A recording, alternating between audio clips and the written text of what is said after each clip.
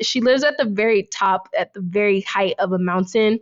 And she was in her early 70s at that point. She wasn't able to leave the mountain often, but she had a little shop that she would sell eggs and bread and stuff to the neighborhood. And so we would just sit out there with her, talk to her. And I kind of took the hat of being the family historian. So I would just ask her questions. But you can also tell when elders don't want to talk about certain things because it's painful memories. She left Sierra Leone because of the war. And there's no family photos because they all burned down during the war. And they live on top of that mountain because during the war, they had to move. And so they were one of the first families that lived up there. There was no electricity, any water, anything like that when they first moved there. And they would have to walk an hour to a water well and back. This is the Maverick Show, where you'll meet today's most interesting location-independent entrepreneurs and world travelers, and learn the strategies and tactics they use to succeed. And now, here's your host, Matt Bowles. Hey everybody, it's Matt Bowles. Welcome to the Maverick Show. I want to start off by inviting you to subscribe to the Maverick Show's Monday Minute email newsletter so you can kick off each week with a super short newsletter that you can literally read in 1 minute. So there's no long articles, just 3 high value bullet points each Monday that I've put together for you that could include the best travel gear and gadgets I'm using, or my favorite destinations and what to do there. Could be epic experiences and events I'm attending around the world that you could attend as well. Or it could be things to watch or quotes to ponder or travel hacks. Could even be nomad communities to check out, etc. Basically, I'm going to distill down my ongoing learnings from 10 plus years of being a full-time digital nomad into 3 terse items of value that land in your inbox each Monday that you can consume in under 60 seconds. So if that sounds good to you, you can sign up at themaverickshow.com/newsletter. Once again, that's themaverickshow.com/newsletter. And now let's get into the episode. My guest today is Eileen Ivette. She is an Afro-Colombian award-winning video producer, digital storyteller, and travel influencer on a mission to inspire and empower others to explore the world while celebrating cultural diversity. As an Afro-Latina traveler, she combines her passion for history, culture, and travel with resources illuminating Black history, events, and businesses across Latin America and the Caribbean. She is the founder of Black Latin History, which recently won the award for Best Travel Series at the Black Travel Film Festival. And she has now partnered with global brands and destinations ranging from TripAdvisor to Visit Brazil. And she will be a featured speaker at the upcoming WITS Travel Creator Summit in New York City, where we'll be hanging out together. Eileen, welcome to the show. Thank you. I see why bios are so important. I'm like, wow, I sound fancy. You have an amazing bio because you have been up to some really incredible stuff. As you know, I am such a big fan of your work, and I am so excited to have you here today for this conversation. But let's just start off by setting the scene and talking about where we are recording from today. I am actually in the Blue Ridge Mountains of Asheville, North Carolina today on the East Coast of the United States. And where are you today? I am currently in Jersey City, New Jersey. This will be my home base up until about June when I leave for my Afro-Medellin group trip. Well, I think I want to start this off by asking if you can talk about one of your viral TikToks. I have now watched this a few times, so I see why it went viral. But you had celebrities like Viola Davis sharing this TikTok. I mean, this went all over the place. The title of it is How Braids Became a Secret Map for Escaping Slavery. Can you share a little bit, maybe even the background to that TikTok in terms of making it, and then share that story with people? Yeah, so to me, I was just doing this really interesting hidden history video about Afro-Colombian women being geniuses and using hair as a way to draw escape maps out of the ports of Cartagena in Colombia into San Basilio de Palenque, and what these different hairstyles that still exist today for Black women, like Bantu knots and cornrows and things. I thought it was fascinating. I thought it was interesting. And so I put it out. I dropped it on TikTok, and within 24 hours, it had 1 million views. I put it on Instagram. It took 30 days for it to reach 1 million views. But after that 30 days, within a week, it went from 1 million to 2 million to 3 to 4. Then Viola Davis reposted it. But to see the audience be like, this is why cultural appropriation is a thing. And this is why we say it's not just our hair, and why non-Black women shouldn't be wearing braids, and just the conversation about beauty and Black womanhood and everything that happened from that. I was like, oh, wow, this is so beautiful that this little video that I almost didn't put out because I was like, I could edit this better, sparked this whole conversation across multiple platforms. And till this day, I still get tagged in videos of people reposting it. And it was a really beautiful experience. Well, I know a lot of the topics that you have chosen to focus on and highlight and bring to the surface in the case of these hidden histories relate directly to your own Afro-Colombian heritage. And I would love to get into a little bit of your personal background now. And maybe even before we do your story and your experience growing up, can you share a little bit about your parents' story? Talk about where your family is from, where your parents lived, what their life was like in Colombia, and then their experience immigrating to the United States. So both my parents are from Buenaventura, Colombia, which is on the Pacific coast of Colombia. Colombia is actually the only South American country that has Caribbean and Pacific coast. And there's a huge difference between the coasts. El Pacifico, as we call it, is essentially one of the most heavily Black populated areas of Colombia. So you have Buenaventura, you have El Chocó, you have Tumaco. You have very Black, very lit places in El Pacifico, essentially.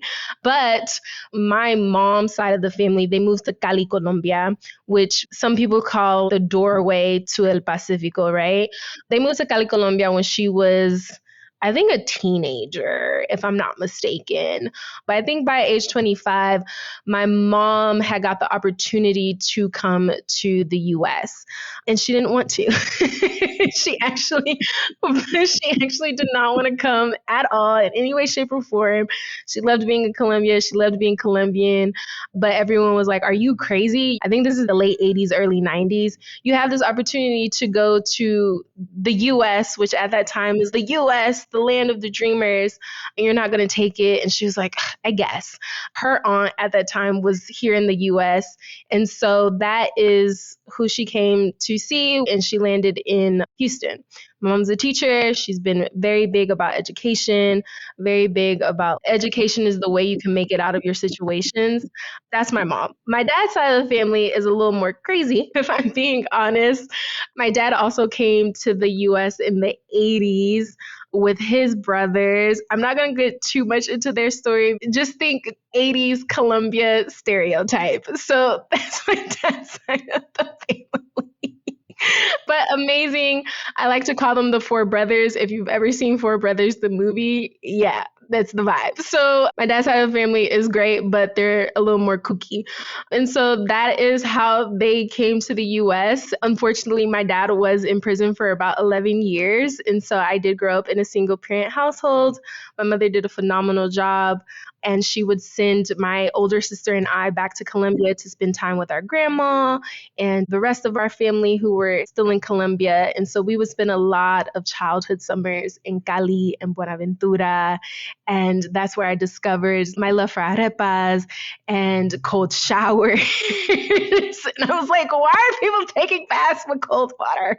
And just a lot of what shaped my identity, like salsa music and what it meant to be a Black woman in Latin spaces and how those intersected and how they can exist at the same time. Because in Houston, probably in all of Texas, to be Latina, to be Hispanic equals Mexican, and especially at that time. So if people heard you speaking Spanish or heard you had some type of Hispanic heritage, they're like, oh, you're not Black, you're Mexican. So that's on the US front. In the Colombia front, my family has always been very proud to be Black and very understanding that we are Black people who just happen to be dropped off at a different stop on the ship. And so I had this understanding of my Blackness. I had this understanding of what Colombia looks like because every time I went to Colombia, it was very Black. And so being in Houston and constantly being told, oh, you're not Black, it didn't make me shy away from my Blackness. It kind of radicalized me and made me more proud to be Black and very adamant about claiming my space and my identity.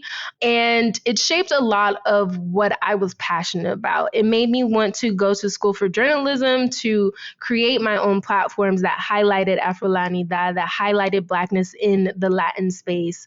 It's been my moral compass for everything that I do. Every creative project that I've had since basically college into now has been some type of platform to tell these stories and to tell stories of my community. And so I went to Howard, HBCU, and it was really fun being at Howard because you learn the many, many ways people are Black. There's regional difference. People from California, from Houston, from New York, we have all our own different slangs, personalities, things we're into, styles. And so you learn the regional difference within Black American culture. But also there were other Afro-Latino students on campus. And it was really cool because I had this idea called Tus Parceros, which was basically, if you remember the show Guy Code or Girl Code on MTV, where it was basically comedians in front of a green screen just talking about certain topics. I basically did that with topics within Afro-Latinidad. So like crazy mom sayings or superstitions that your family believes in, or what it is like being at Dominican party. So I had 12 other students on campus ranging from Afro-Mexican, Panamanian, Cuban, Haitian, Venezuelan. It was such a great mixture of showcasing the differences within Latinidad as well. And we just talked about our experiences. And it was cool because we ended up becoming a really close group because, oh, there's more of us on campus on this historically Black college. We were able to also be there. There was a lot of us on campus and just show people there's another way to be Black as well. How big was the Afro-Latinx community in Houston that you were immersed in there? Was your family living in an area where there was a lot of other folks with a similar cultural background? What was your high school dynamic like? And then what made you decide that you definitely wanted to go to an HBCU? So in Houston, there's actually a really large Afro-Colombian population.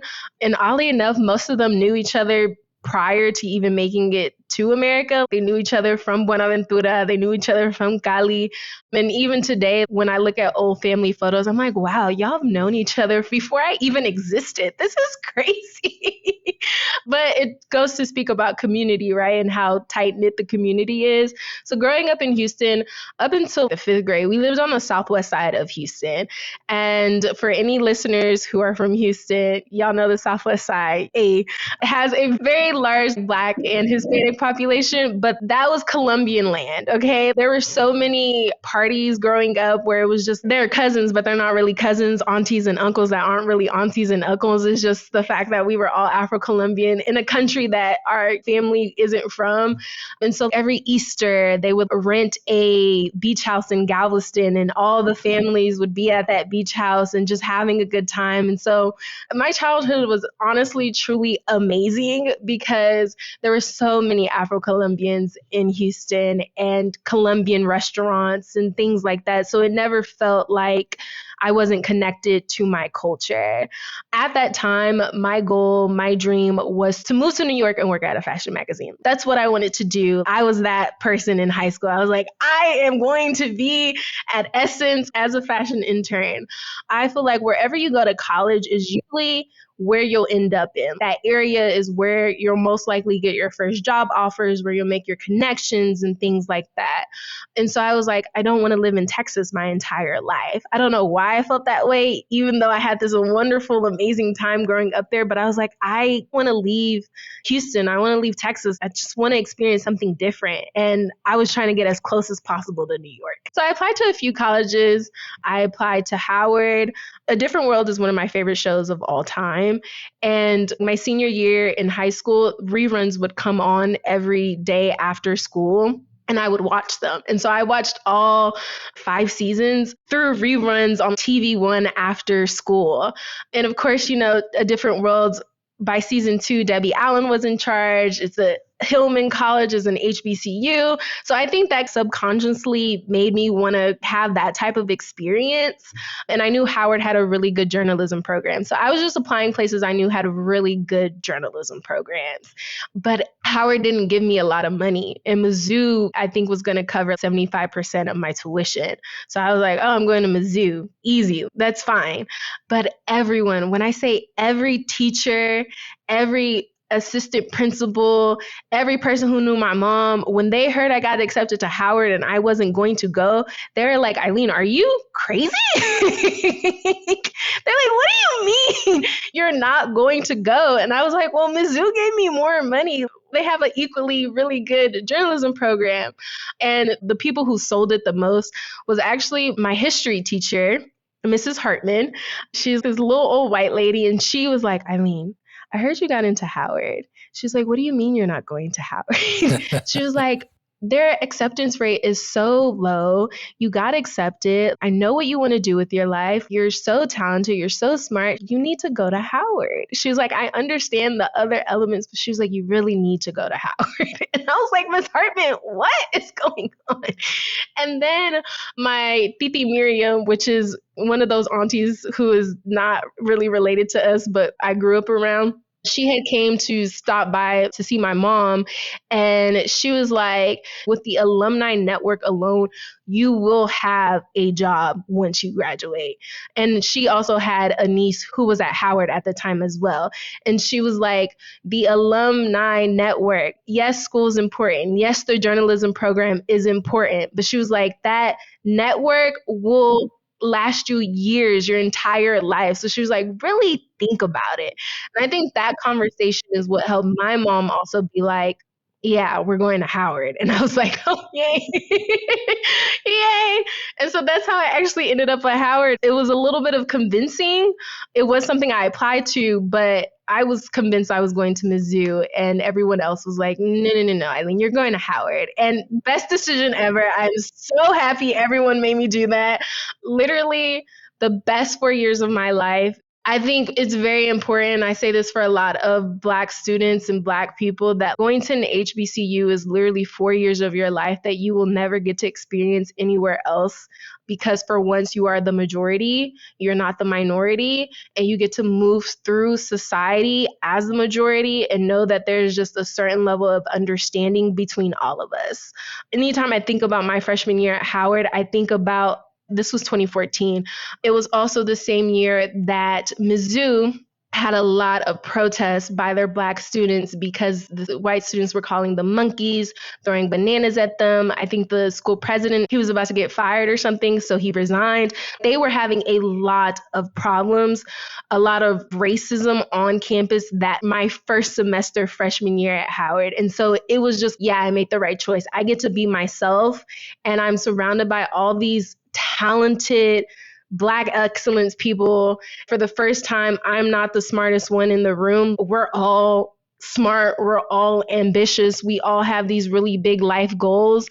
And it was like, oh, okay, this is a whole new field in space that I haven't been able to experience yet. Well, first of all, big up to Howard. As you know, I lived in D.C., 6 blocks north of Howard on Georgia and Gresham Place, for anybody that knows D.C. So lots of love for Howard. I know that your very first year at Howard, one of the things that you did is you got to go on a trip to China. Yes. And I want to ask you about that. But before we talk about that trip, I want to ask if you can think back prior to choosing to go on that trip. How did your interest in the rest of the world and going to see it and traveling outside of the US and Colombia, how did that start to develop? That's so crazy. I've actually never thought about this because I kind of have a personality where it's like, I want to experience everything at least once. So if an opportunity arises, I'm going to take it, right? And for me, it was like, oh, when else am I going to have the opportunity to go to China at that time? This is pre me thinking like travel influence, anything like that. I'm like, when else am I, this Black girl from Houston, Texas, single parent household, going to have the opportunity to go to China? I have an opportunity to go. Let me go to it. Because prior to that, the only other place I had ever traveled to was Colombia. And so I joined that org specifically because I knew they were the org that took students to China. And I was like, I want to go to China. I think this would be really cool. I need to experience something new. So let's go to China. And yeah, China was everything. It was such an amazing trip. What were your experiences like from landing there? First impressions for people that have never been to China. Can you describe what it was like and then what your experience was like over the course of the trip? So let me paint the picture. It is 15 freshman Howard students. This is July 2015. We just completed our first year at Howard, right? It's a few weeks before sophomore semester is about to begin. But again, it is 15 Black kids with, I think we had 3 chaperones. So all Black people going to China. I need y'all to understand that. We flew from DC to Toronto, and then Toronto, we landed in Beijing. Beijing was our first place. So that was my first ever time having a flight that long as well. It was incredibly long. That is when I learned I needed to start packing my own snacks for long haul flights, just in case I don't like the food that they're feeding on the plane, or if I get hungry quicker, because I had no snacks. I don't even think I packed a book, and I love to read. So I was on this 14, 15-hour flight, just watching movies and going to sleep. That's all I could do. And we landed, and my feet were swollen because I didn't have compression socks. My feet were swollen, which is crazy that that's the first thing I remember about that. And it was really hot. We were like, wow, it's very hot. And then we did our check-in process, and then we were off to dinner. And that was all family style. So we realized, okay, quickly, everything is going to be family style here. The cup for water was this small. We were like, oh my gosh, we're so thirsty. So cute and so young. And then we were there for, I think, 2 weeks, and we were there in Beijing and Shanghai. And that whole experience was just really eye-opening because it's like, yo, we're in China. It never occurred to me that I would ever be in China. I would ever be in China at 19 with such a big group of people. But we also quickly learned, as amazed as we are by these landmarks, this history, the landscaping, people were more amazed at us. Oh, we want a picture with you. We quickly became the entertainment. We quickly became what people were there to see. And at first it was kind of like, oh, okay, I get it. Maybe y'all don't see that many Black people here, or the only Black people you do get to see are celebrities. So it's a lot of us. That's what you're assuming. One of my friends does actually look like Gabrielle Union. I'll give it to you. But I think we all snapped when we made it to the Great Wall of China, because we're at the Great Wall of China, okay? And we're all like, oh my gosh, this is the Great Wall of China.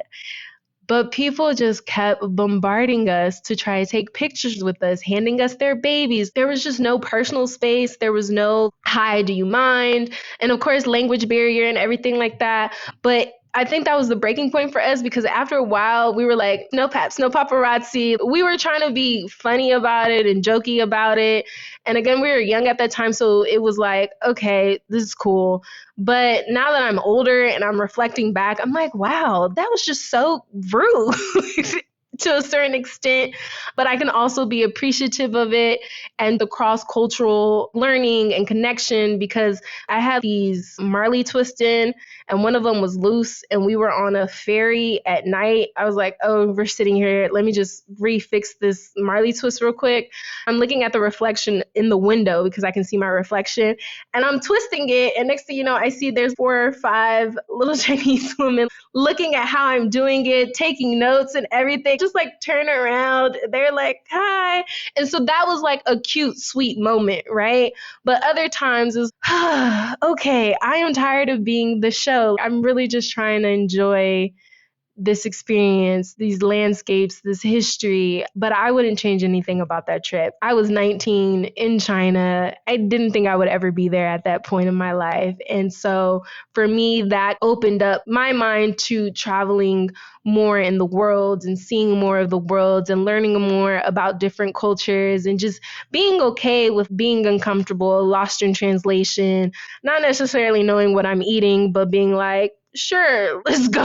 It's either going to be good or it's going to be nasty. I just don't have to eat if I don't like it. Just being more accepted, really just going with the flow and just being like, you know what, life is what you make it. And you can either be really negative about it or really positive about it. And I'm just going to be positive about this experience and enjoy it. That was my first international trip outside of Colombia and got to just really be in a completely foreign land to me.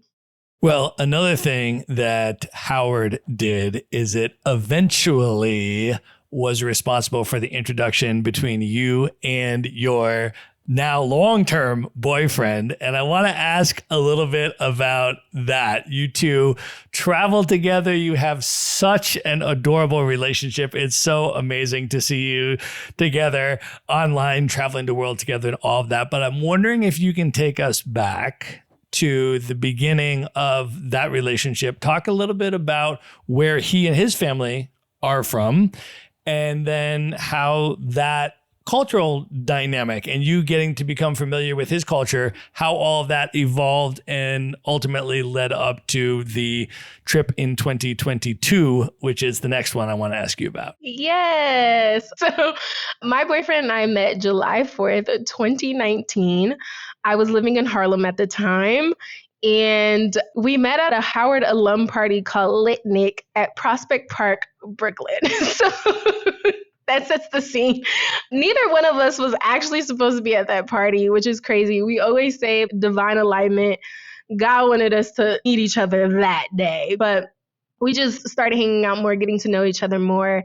And as we're getting to know each other more, he's like, oh yeah, I'm Sierra Leone. And I was like, oh, that's interesting. I didn't know anything about Sierra Leone, to be honest. And I'm like, oh, I'm Colombian. And he's like, oh, that's cool. As foreign kids, we're trying to see what similarities we had growing up and where the similarities across our food and music and things of that nature. And by a year and a half later, we are officially dating. We've gotten to know each other. I know his culture. He knows my culture. And fast forward to 2021, my great aunt had unexpectedly passed. And I was realizing as we were doing all the funeral arrangements and things of that, how much I didn't actually know about her life before I existed and before she had kids and things of that nature. And I was like, wow, as we get older, we really have to make the effort to learn about our elders and their stories and these things, because if they are unexpectedly taken from us, their stories die if they don't share them with us. That part of the family tree just completely disappears. And so my boyfriend, he hadn't been back to Sierra Leone since he was 2 because there was a war in Sierra Leone and the country was trying to rebuild. And so he hadn't been back since he was 2. Both his parents are from Sierra Leone, so 100% Sierra Leonean. And his grandma She was in the States for a while, but then she went back to Sierra Leone, I think in 2014, because her mom was getting older and she wanted to be with her mom in her last couple of months and years. And so I'm on this super wave of we need to be with our elders. We need to talk to them and make sure we're having these moments and memories with them just in case anything happens. And through our relationship, he had always been saying like, yeah, I would really love to go back to Sierra Leone. I really want to see my grandma. I haven't seen her in so long. They're two peas in a pod. And he was like, I would really love to go back to my country.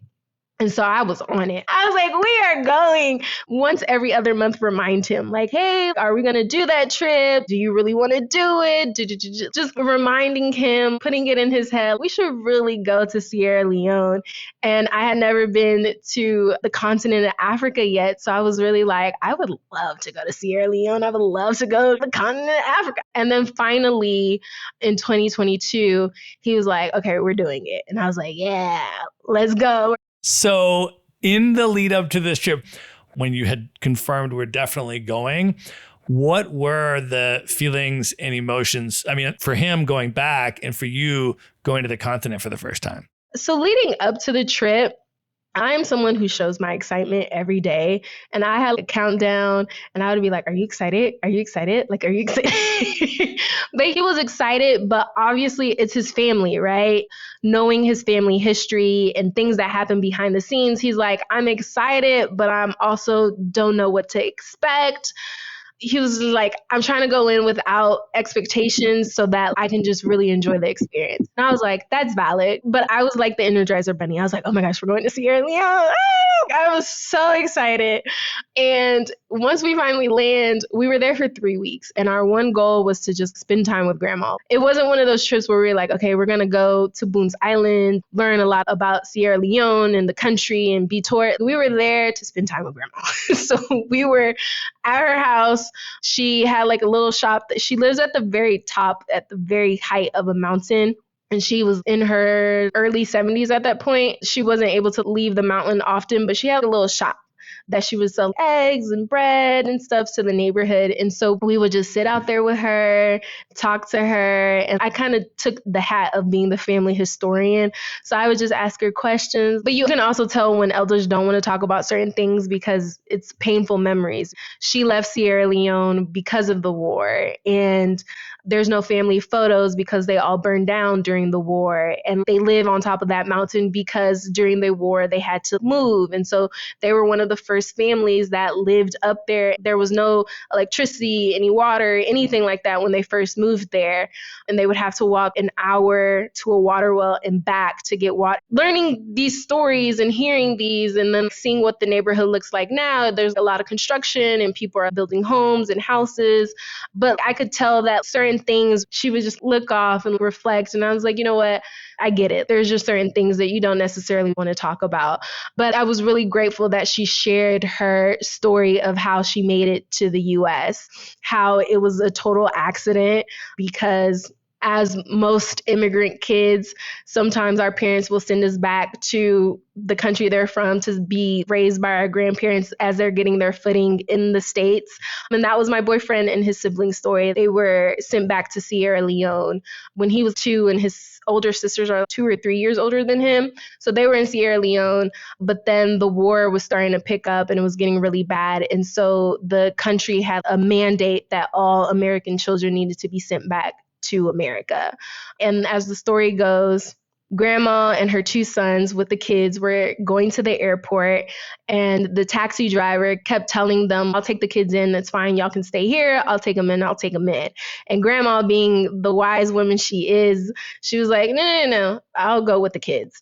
And so her 2 sons stay and she goes with the kids to check them in, to put them on the plane. And my boyfriend wouldn't let go of her leg. And basically saying, no, I'm not leaving without her. And so the gate agent was like, you can go. Told her to get on the plane too.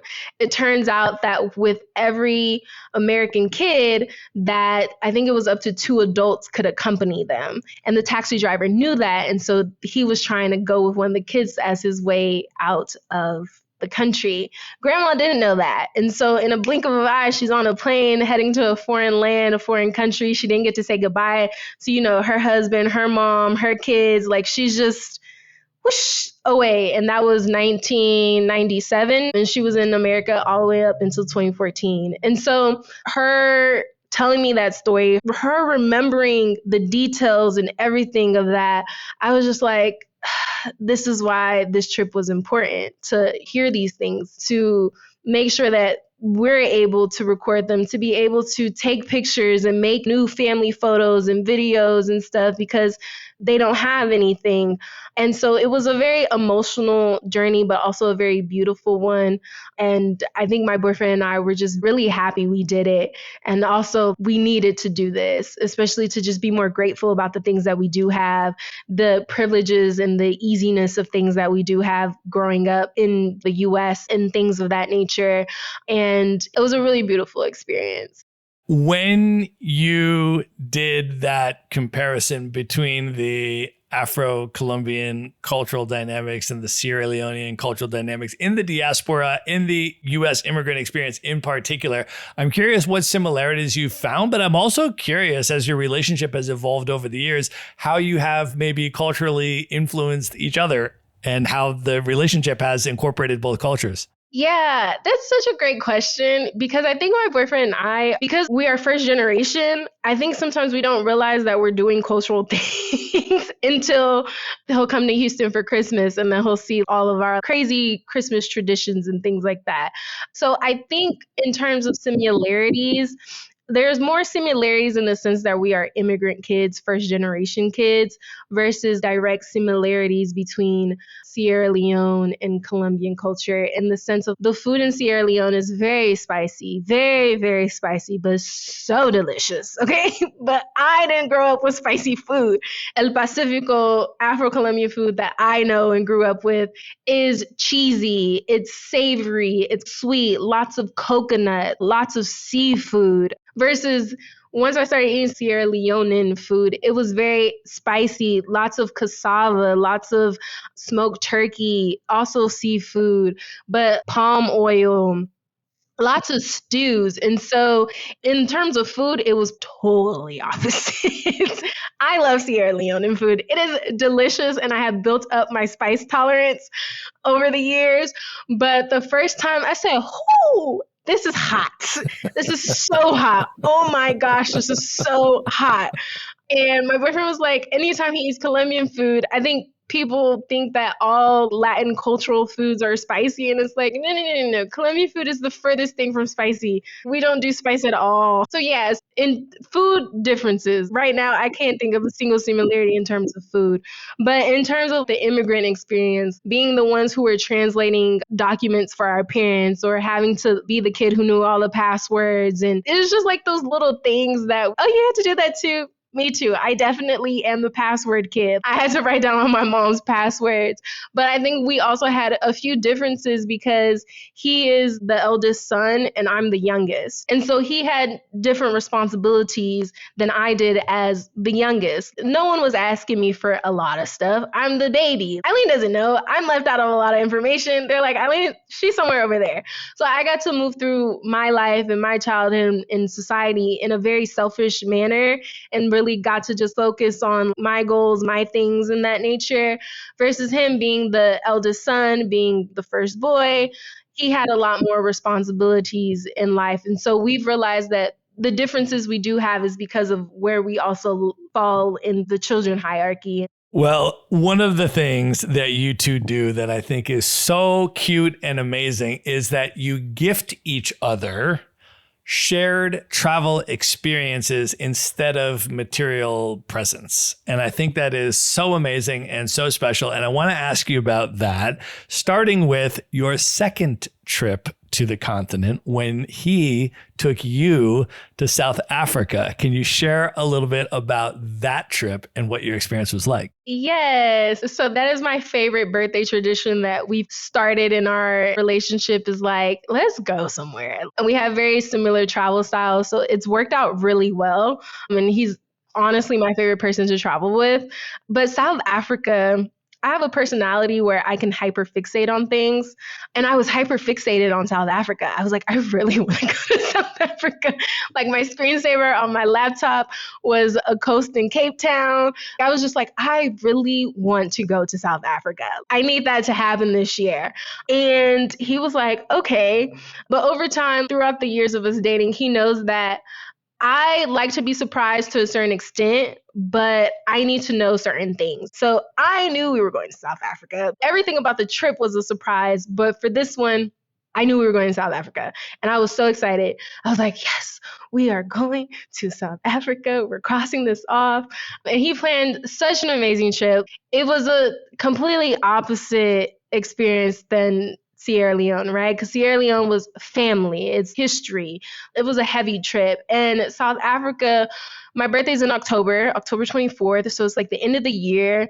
And I was like, I just want to relax. I don't want to do too much movement. I just kind of want to do some fun, crazy stuff, cross something off my bucket list. And then honestly, be in the mountains, swimming, enjoying some good food, enjoying the beautiful views, and just relaxing and chilling. And he was like, I got you. And that is exactly what he planned. We walked with the lions, we went to a safari, and then we paraglide. And then the rest of the trip was very much just relaxation and just, I got to read a book and just swim. And it was the most beautiful, beautiful trip that he could have planned. And I'm so happy that that is the little tradition we've created. Well, I want to ask you next about the reciprocal follow-up trip that you planned for him for his 30th birthday, going back again to the continent, to this time Morocco. Can you talk about that trip? Yes. So my boyfriend's the opposite of me in where he likes to be surprised. He likes to not know a single thing that is going on. So it is very easy to surprise him. But sometime last year, we had wrote down where are our top 5 places that we would love to go in the next couple of years. But Morocco was on his list. And his birthday's in February. So it makes it really hard planning his birthday sometimes because it's cold. Majority of the places. And so usually we've gone somewhere like in the Caribbean or Mexico or something because we know it's guaranteed warmth and heat. But I was like, no, it's 30. I have to go big. He took me to one of my top bucket list destinations for 29. So for 30, that's a big deal. He so deserves to just be spoiled and get to cross this off of his destination list as well. And so out of the 5 places that he had on his top 5, Morocco was the only place where it was going to be possibly warm at the time. And so I was like, say less, we're going to Morocco. And I love the fact that my boyfriend also loves to travel throughout the continent. And that is something that we really want to do more this year, is to travel throughout the continent and experience different things. And him being West African, he loves seeing how it is in other parts of Africa, like, North Africa, South Africa, like just seeing what are the similarities because we're all African, but also what are the differences. He just really wants to experience something new. And so when I travel with him, I get to do a lot more adventurous stuff and be in places that are a little more secluded because we're together and I'm not by myself. So I know I'm gonna be safe, So we spent 3 days in the Sahara Desert and just had a really unique experience of, we made our own custom perfume scents. We did this, but we also learned a little bit of culture and history. And yeah, it was a really good trip. So reflecting on those 3 different regions of the continent that you've been to, I think that's a really important point about how incredibly different it is from South Africa to West Africa to North Africa and the Maghreb. It's just entirely culturally different experiences. So reflecting back now on those 3 that you've had, what maybe tips would you give people who are thinking about, I'd like to go to the continent, maybe for the first time, where might be a good place to start? I think Morocco and South Africa are really beginner-friendly countries to visit on the continent. Sierra Leone, I say, is you need to be an advanced traveler to go to Sierra Leone because they are still developing and building up their tourism industry. And so I feel like you need to know somebody in Sierra Leone to travel to Sierra Leone. But I think Morocco is super touristy friendly. They have a really well-developed tourism sector, and Yeah, I think navigating Morocco to me was really simple. And the same with South Africa. I would recommend South Africa over Morocco just because I love the beach. I love being on the coast. I'm very much El Pacifico baby. I love being on a coastline. I love seeing mountains and just that juxtaposition of these beautiful, vast mountainscapes against this beautiful, flowy sand and water. So I'm a little biased because that is my preference, especially Cape Town. Well, feel a little European. So if you are looking for the most cultural experience in South Africa, maybe Johannesburg over Cape Town, because Cape Town will very much feel like you're just in another European country. Yeah, big shout out to Johannesburg. I'm glad that you said that. I have been putting people on to Johannesburg. It is entirely different from Cape Town. I mean, it is really fundamentally a totally different experience, and in many of the absolutely most amazing ways. I mean, it is the nightlife and the street art and the fashion. And I mean, it is just really a city that has a swagger that is at a whole different level. I mean, I was just so enamored with Johannesburg. And so I have been talking about it a lot. But how did you find Joburg? I love Joburg. I wish we would have had a little bit more time in Joburg, because Joburg was the adventure part of our trip. So we were doing the safaris, we were doing the lion walking. We were pretty much gone all day. And then by the time we came back, we were exhausted. So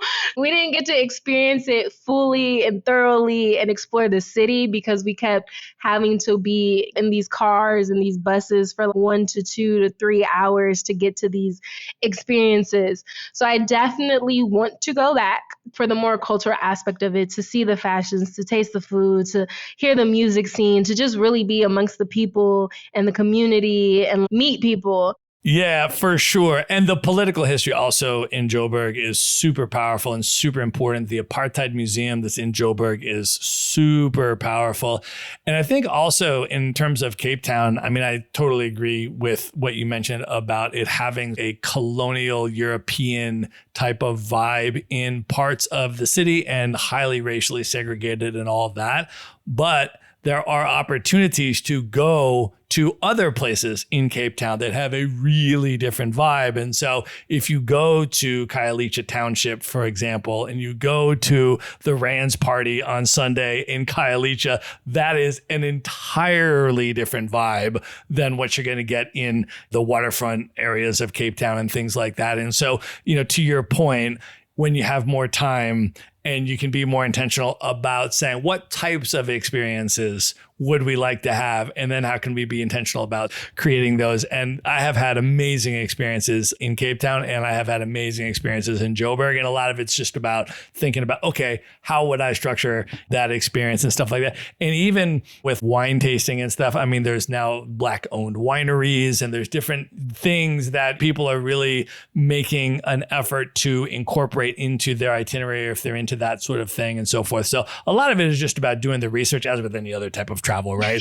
And just saying, how can we design the type of experience that we're looking for? Well, Eileen, I want to transition us now a little bit and talk about your professional trajectory. You had mentioned you were super passionate and excited about studying journalism, and you went to Howard. And then I'm wondering if you can take us a little bit on your professional career, some of the journalism projects you've been involved with. I have watched now all of your videos that you were involved with producing for AJ Plus, which I have been following AJ Plus for quite some time now. And I have found that they do some of the most important journalism on a wide range of topics, including the genocide in Palestine over the last year and a half, and a number of other really important topics that they have just been putting excellent coverage out on, and these concise short videos and other things that have just been so important. You have been involved in producing a number of these that I have now watched on a variety of topics. And I'm wondering if you can just take us a little bit on your journalism career and some of those projects that you've been involved in that you've been most proud of and passionate about. Yeah. So post-graduation, the first job I had was working at Complex Networks. I was a production assistant on a show called Full Size Run, which was like a weekly sneaker news roundup type of show. And I got that because the production coordinator went to Howard. And senior year, we had a New York media trip where they took us to different media companies that Howard alum worked at to learn about the inner workings and things like that. So BET Networks, Complex, Essence, wherever there was a Howard alum, we were there meeting with people, trying to get internships, job offers, X, Y, and Z. And so I worked at Complex and I was there for almost 2 years. They were based in Times Square at the time. And so I was living in New York. I met my childhood dream of moving to New York, working at a fashion magazine, had became a reality. And it was crazy to me that I was able to accomplish that at 22, 23, straight out of college. This was my big childhood dream and I was able to do it. But the crazy thing about dreams is sometimes they are not what you think they are. And so while it was a wonderful experience, it really helped me in what I do now and my skill set and strengthen my skill set. I knew while I was there that this is not necessarily what I want to do with my career, my life. I didn't feel like I was using my degree. And so I took everything that I could learn from them in video production, setting up cameras, creating series, writing scripts, budgets, stuff like that. And I knew I, one, wanted to move out of New York, but two, I wanted to be a producer. Being there made it very clear that that is the job title role that made sense for me and what I was passionate about. And so one of my old professors at Howard, he was just like checking in. And at that time, AJ Plus had kept popping up on my timeline as well, and what they were doing and the way they told their news stories on Instagram and Twitter and how they were able to tell news and make these really interesting documentaries that were short, concise, but very informative. And I was like, I think I want to work at AJ Plus. And he was like, oh, that's so crazy. I just met somebody who worked there at this conference or something. He was like, let me find his email and I'll make the introduction. And I was like, oh my gosh, thank you. And they were like, we think you'll be a good fit for this show. We would love to interview you for this. And so that show was talking about the intersection of social justice through food. Why so many people of color are lactose intolerant and what does that have to do with white supremacy, or the stigma that MSG has with anti-Asian sentiment and how MSG is actually not like this bad thing that Western media has made it seem. And so I was like, okay, I could do this. This is funky. This is quirky. This is creative, but it's still very journalism heavy. It's investigative. I was like, I'm getting this job. That's how I ended up at AJ Plus. That was the job that got me out of New York, the job that got me back to DC. And so I started working on that team. I loved it. It was so quirky. It was so creative. I got to research all day and I love researching. And I was hired as an associate producer. But then pandemic happened 3 months into that position. So I had to switch teams into the Daily News team.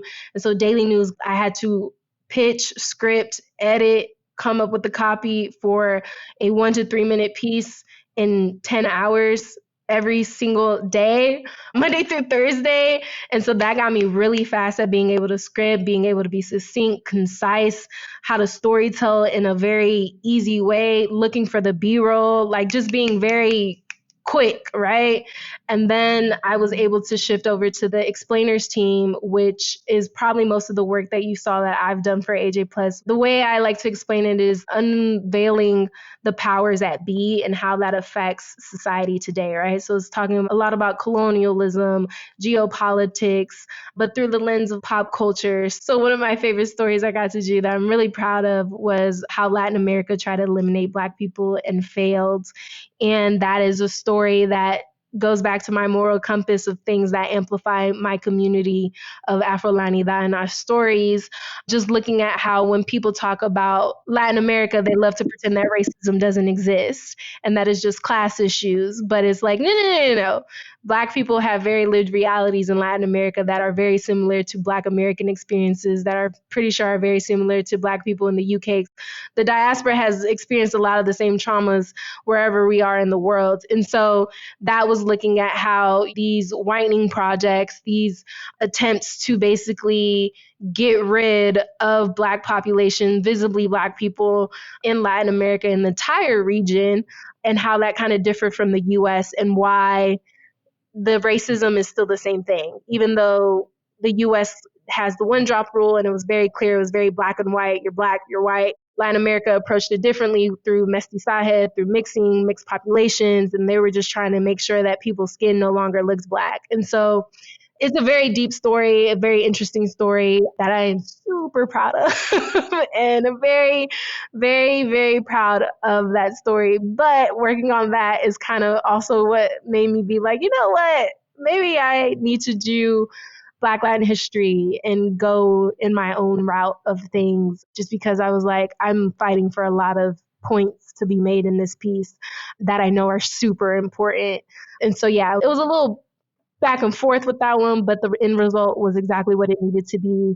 And you can see a lot of the work I've done for them, how that's kind of influenced what I do on my platforms, on my own socials, and how I approach storytelling and editing, giving information to people. It's unveiling, okay, you know, the surface level, but let's unveil all the layers of history and things like that. So I try to keep it between hidden history, but also moments of joy, because it's hidden history, but it's also still living history. It's how people can travel to these spaces and experience Bomba or Rio Carnival and things of that nature, while also knowing like, hey, historically, a Black woman did start this. All right, we're going to pause here and call that the end of part one. If you would like to watch Eileen's AJ Plus video that we just discussed, or if you would like to check out her award-winning travel series, Black Latin History, or if you would like to watch her viral TikTok on how braids became a secret map for escaping slavery, all of that, as well as everything else we've discussed in this episode, is going to be linked up in one place in the show notes.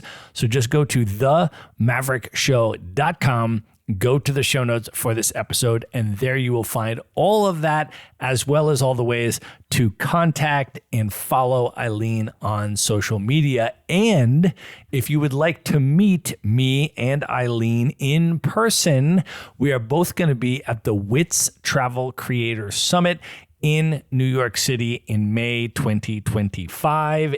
And you can get a special discount if you would like to join us. Beth Santos, the founder of Wonderful, that puts on the WITS Travel Creator Summit, has been on the show twice, and she is offering Maverick Show listeners a $75 discount if you would like to attend the event. So you can get that by going to themaverickshow.com/wits. That's WITS. And then you can get your discounted ticket there and come and hang out with me and Beth and Eileen and a whole bunch of other Maverick Show guests that are going to be there. And then if you do grab a ticket, or even if you're just going to be in the New York City area, then shoot me a DM and let me know so that we can plan to link up. Just follow at Maverick Show Pod on Instagram, and then shoot me a DM there so we can plan to connect in New York. And of course, be sure to tune in to the next episode to hear the conclusion of my interview with Eileen Ivette. Good night, everybody.